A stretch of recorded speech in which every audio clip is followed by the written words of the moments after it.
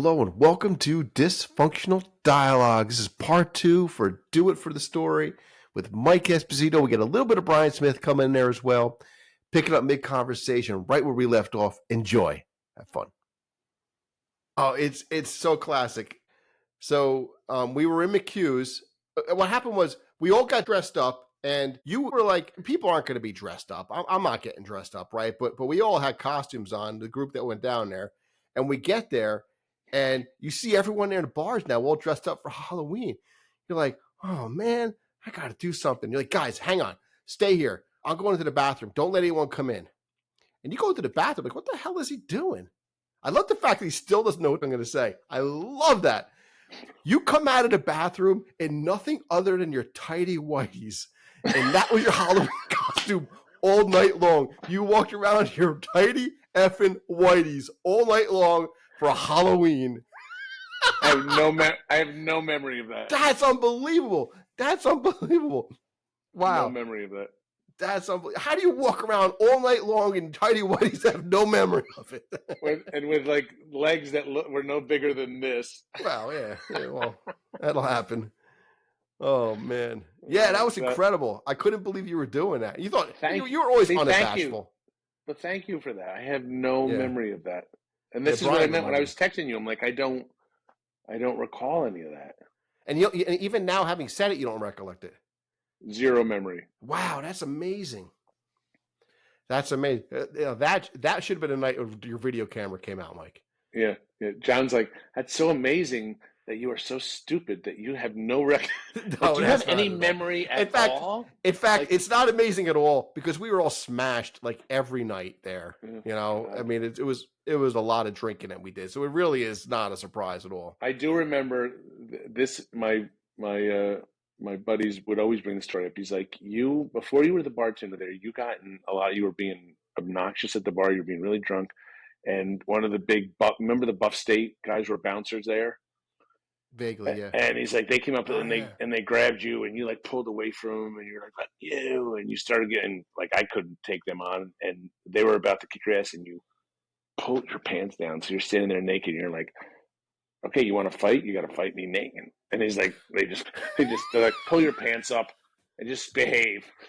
And they're like, you diffused it. I was like, what a great way to diffuse a situation. That's like, awesome. You're not going to grab me now. You know, just strip. That's some awesome advice. See, this is the kind of advice you should give your kids going away to college. Just strip naked. You won't get beat up. Yep. Hey, Mike, do you remember this? This was... all right, Brian. Hey, Brian, thanks so much for joining us. I would have, if you didn't say you had to go, I would have laughed so hard if you stayed here till 11 o'clock in the Food Lion parking lot. It would have been fantastic. Yeah. Take care, Brian. All right, brother. Good seeing you. Bye. Fucking Brian Smith, man. Love that guy. That is so fucking funny. The stories with him, man. Holy moly. I could God. Go on. So he said he's leaving, but he's still there. Okay, there he is. He does. He's like, leave. So do you remember this? This was like, so you and I spent, again, a good amount of time, freshman and sophomore year hanging. And not as much. Hold on one sec. Yeah. Hey, Aim, can you bring me a Woodford? Okay. I had to put a drink order in. Sorry, go ahead. I got to put a drink order in. Woodford, good choice. Yeah. Thank you. Good choice. I've been enjoying on ice if you could, please. Been enjoying. No, just Woodford straight up, halfway up the glass. Just a little bit of ice. I don't know. I don't ever get this. I have to get it myself usually. Oh well, thank you. What's your wife's name? Yeah. Amy. Amy. Thank you, Amy. Thank you. Yeah. So I doubt you're gonna remember this, but I got I love this story. So you and I weren't hanging out too much junior and senior year, but a little bit here and there, right? Like I said, like we get together parties and stuff. But I remember like you and I think we independently showed up to a party at the Rat in like junior or senior year. And there was a cover charge to get in there. And it was a big deal going on. I don't know what the hell it was. There was a cover charge to get in.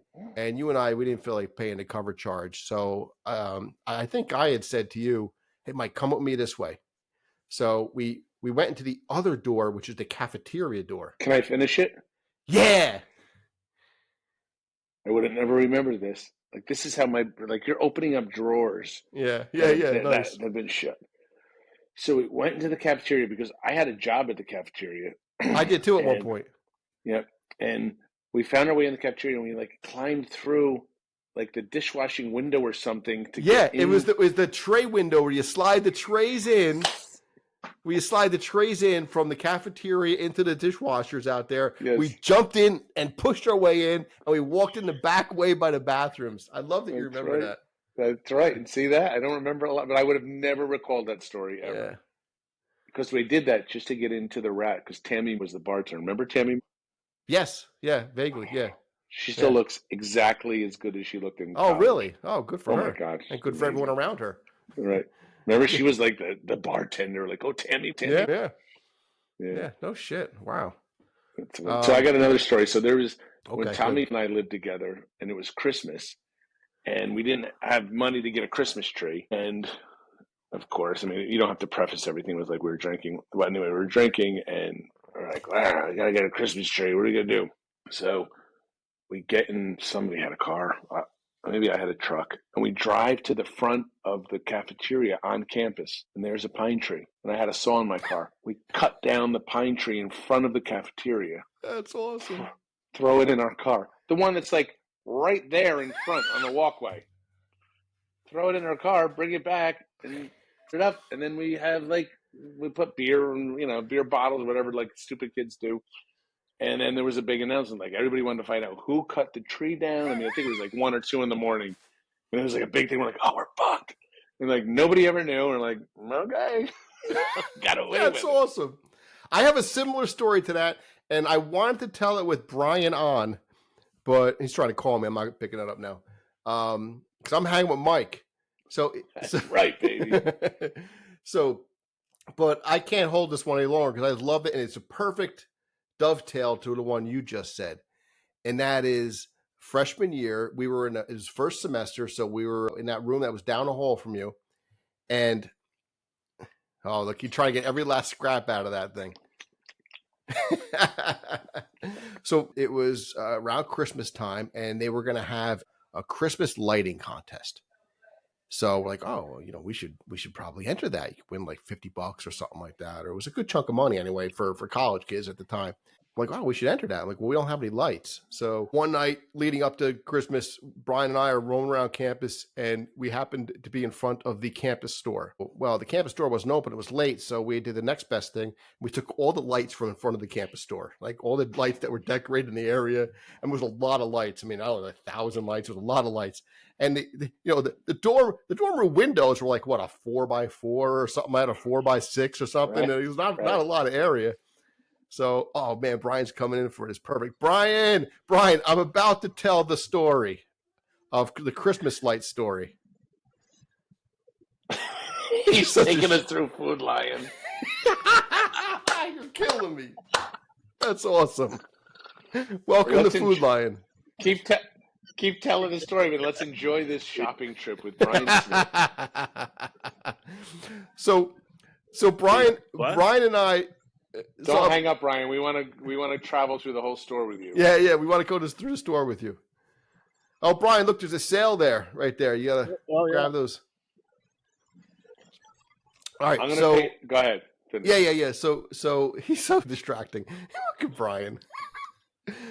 So we go back to the room, and we're like, all right, well, let's decorate the window, right? And it was the night before the contest was supposed to be judged. It was a full day before, the night before. And we're putting the lights up, and we're going to put up Merry Xmas and you, right? And all we had up was MER, and we're decorating it. And also we look out, and the brother who was in charge of the dorm was out there with like a clipboard and one of the RAs.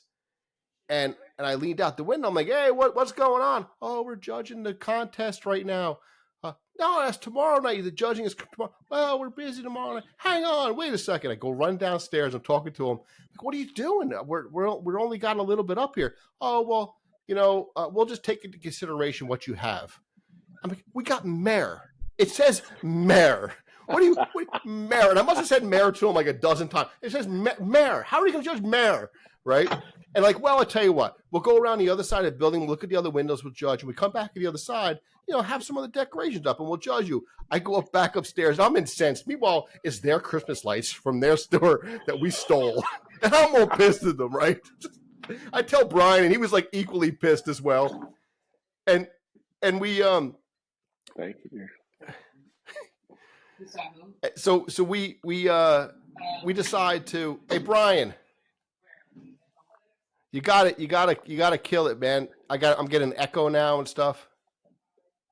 Just mute it. I want to see your trip. Just mute it. Just mute it, Brian. But don't turn it off.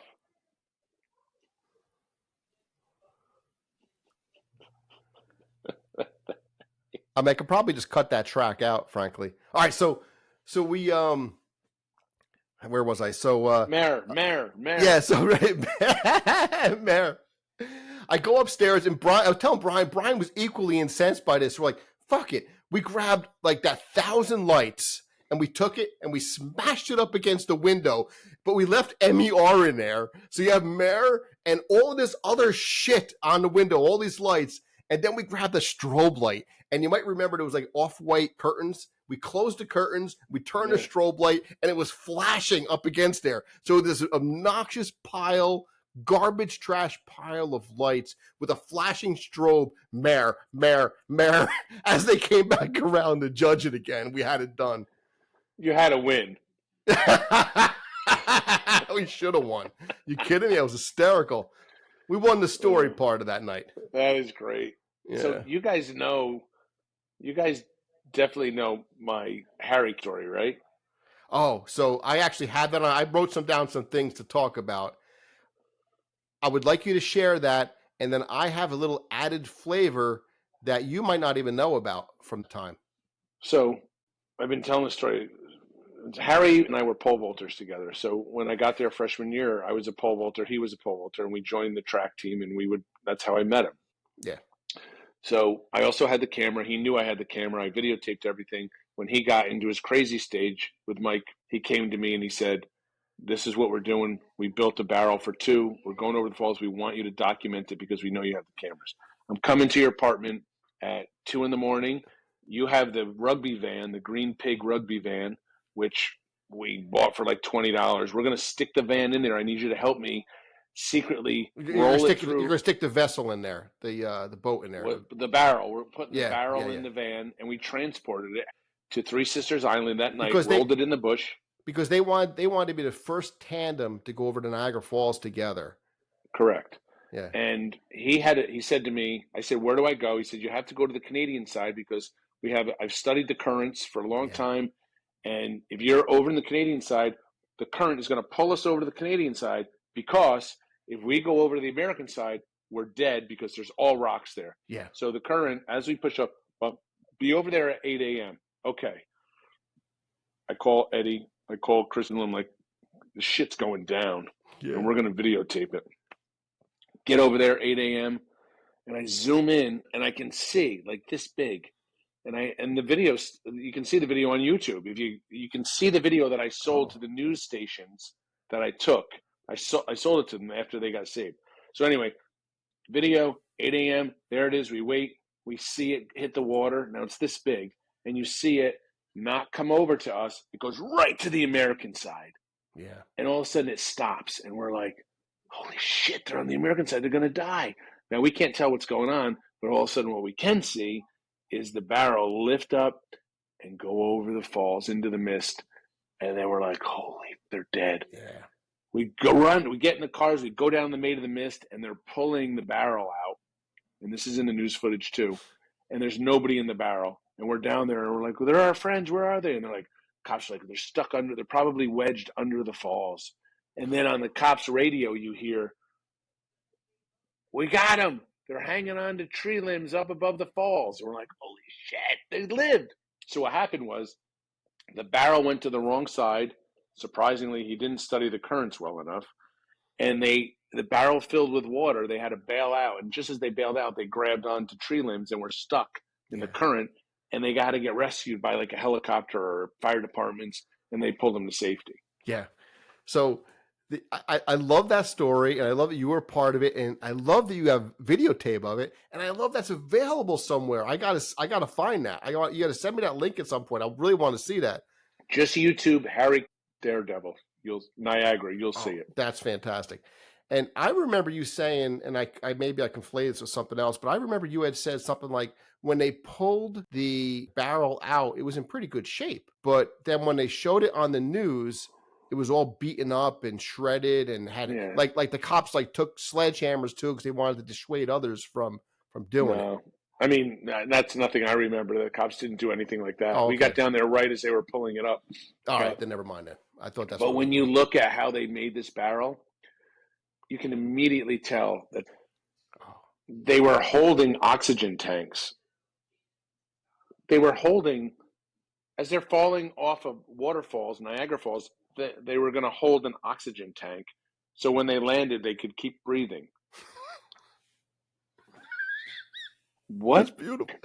So sometime prior to that happening, Jeff and I went to Shop and Dine at the end of the night, 2 o'clock, 3 o'clock in the morning, something like that.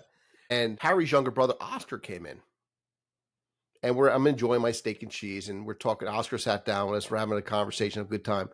And Oscar starts telling us about the venture that his brother wanted to take, the tandem. He goes on to go into full detail about, they use like missile silo stuff and they have shock absorbers. And he was going into all this detail. It's incredible what these guys have done. And he got very elaborate about it. And I said to him, well, did they test if it will stay afloat, if it will take on water? And he goes, he just completely blanked, like, oh my God, we didn't test that. We didn't test. He goes, and meanwhile, it was like 3 o'clock in the morning, so we probably forgot to tell Harry, hey, we ought to test this to see if it would. Dude, plexiglass covers held shut by bungee cords. Are you kidding me? That's awesome. I was there. I saw it. If I can jump in on that story for a second? Yeah, please. I was coming home from McHugh's that night, and I saw Harry at the Shop and Dine filling inner tubes. Mm-hmm. Oh. I'll never forget that. I was like, oh, they shit. went around him. So crazy. So crazy. I heard he did like diving in at circus kind of acts or something like that, where he dove into like a little pool of water. Yeah, he's like a hardcore stuntman his whole life, like crazy shit. I heard that before he did that, or I was somewhere right around the time where he was thinking about becoming a stuntman, and he was testing stuff. He and Oscar put on like football helmets or something like that, strapped in, put a bunch of pillows around them, each got into a crappy car and went head on at like 35 miles an hour or something like that. Wouldn't doubt it. I wouldn't doubt it at all. But he wrote me a letter when I was out in California. I was doing some commercials and he saw them, and he wrote me a letter, and it arrived in my mailbox, and it was written in crayon. I'm not kidding. It was written in crayon in big letters, as if he like kidnapped one of my children and was going to ask for ransom. But it basically said, "I know you are in Hollywood commercials. Can you help me, Harry?" With his phone number. I'm like, what the fuck is this? Was he trying to stand out, you think? To like, hey, maybe Mike will read this. Maybe Mike, the big star in Hollywood, would read this because it's like different? In hindsight, no. I know what happened was Harry was like, "Hey, does anybody have a pen, pencil, anything? Crayons? Oh, okay. Give me that. Oh, the big. You only have the big Crayola crayon. Oh, give me that. Okay, so he held it." Oh man, yeah. Hey, did you? I'm pretty sure you did. I think you did this with me. Climb out the O'Shea windows and stand on the window below, or possibly even climb in the window, the floor below. Maybe. I'm pretty sure you did. I'm trying to think of all my friends that would do it, because I know I did it with at least one other person, you would be the one. You're the one that comes to mind. I could have done that. So here you just reminded me of something. So Tommy, we come from some event. We're in suits, so it must have been like a junior event where everybody got dressed up and went to Lewiston or something. So we come back to McHugh's and there's all this shit going on out in front of Cheers, like there's people surrounding. There's guys in the middle fighting, and I'm like, Tommy, let's go in. Let's just fucking start punching them. Oh shit! No kidding. Yeah, so I'm like, come on, let's just dive in this circle. Let's just they don't know. Let's just fucking hit them. So we both go in. Tommy, I push Tommy. Tommy goes in first. He goes to cock up. He gets fucking punched in the face, split his nose. I go in. I get punched. I chip my tooth. We both got our asses kicked. Yeah, we're both at the hospital, and I'm like, I got a chip too. I'm like, oh. Tommy, 15 years later, I see him. I didn't see him a lot. Tommy's one of the recluses. He just kind of like pulled himself away from everybody. But I did get to connect with him 15 years later, like the first time since college. He still had the purple fucking, like you know how scars are? Like they fade? Because I told him to go get in the fight, he still has this that very sounds familiar. obvious... I could almost place it. I think I recall that mark.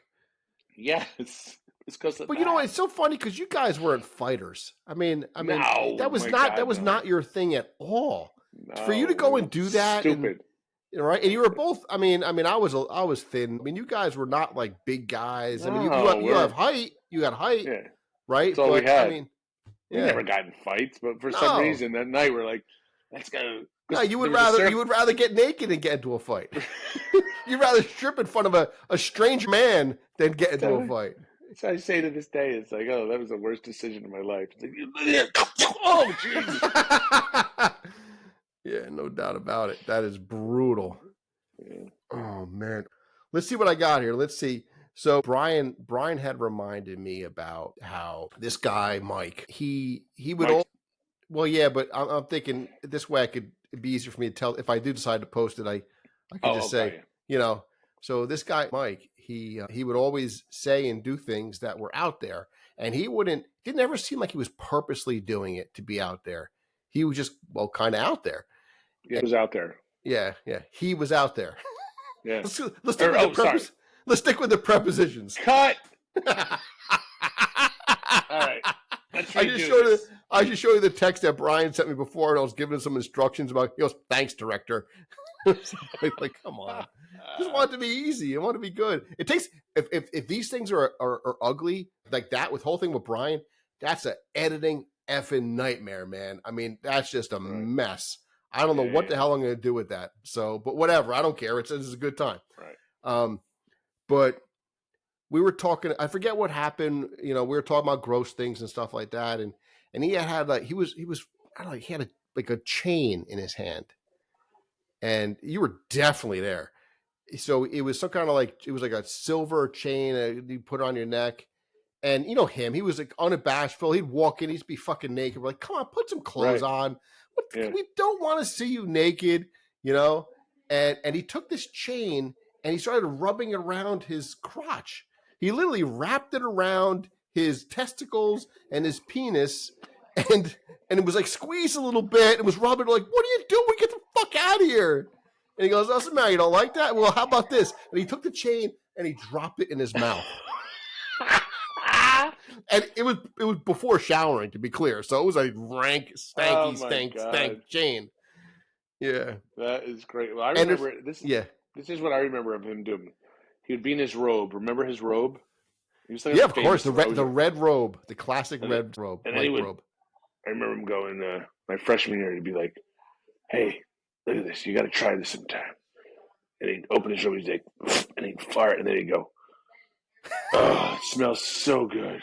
You got to try that. It's just the best smell ever. I'm just like, and who the fuck are you? He believed it. He probably really believed. Like he was probably sitting there, like, oh, the perfume of me. Yeah, nuts, just nuts. Yeah, no, nuts. Oh, I mean, 100%. Yeah, 100%. Right.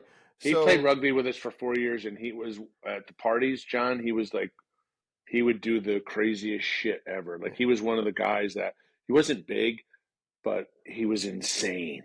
Like you could just tell, like there was no edit. There was no limits to what he would do. Yeah. Yeah. And that's probably why he joined rugby, for that very reason, because it was his outlet.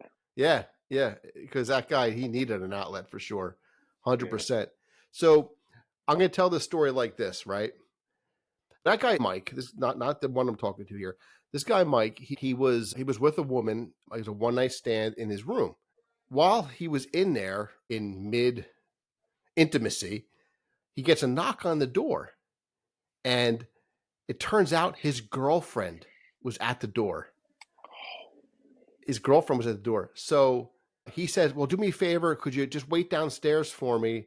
And, and I'll be right with you. Okay. I got to take care of a couple things. Right.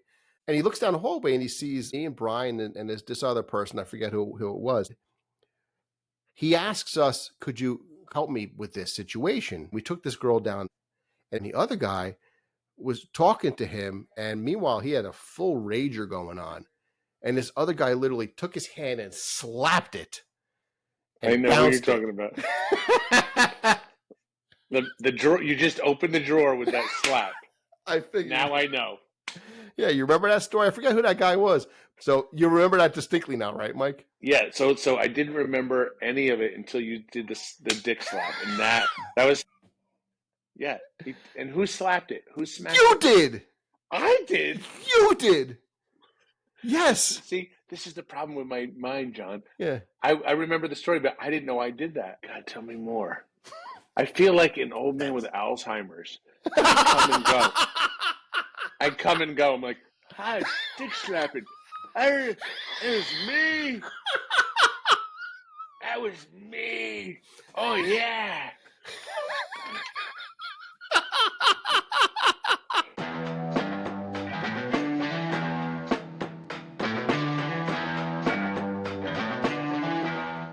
My God, the fun I've had in my life that I don't remember is a crime. Yeah, but that's why that is a crime. There's no doubt about it. Thank God you had that video camera with you. That's got to help a lot. My God, John, that's such a good story. That's such a good story. Yeah. I'm going to leave this podcast being like, I had so much more fun than I thought I had in my life. Mike, you had a great time at school. I mean, I'm telling you right now, you had an absolute blast at college. Oh my God. Mike, an absolute blast. I can tell you, the times that we hung out together, classic. I mean, every one of them. We would very rarely let a moment go by where we weren't laughing or doing something that was fun.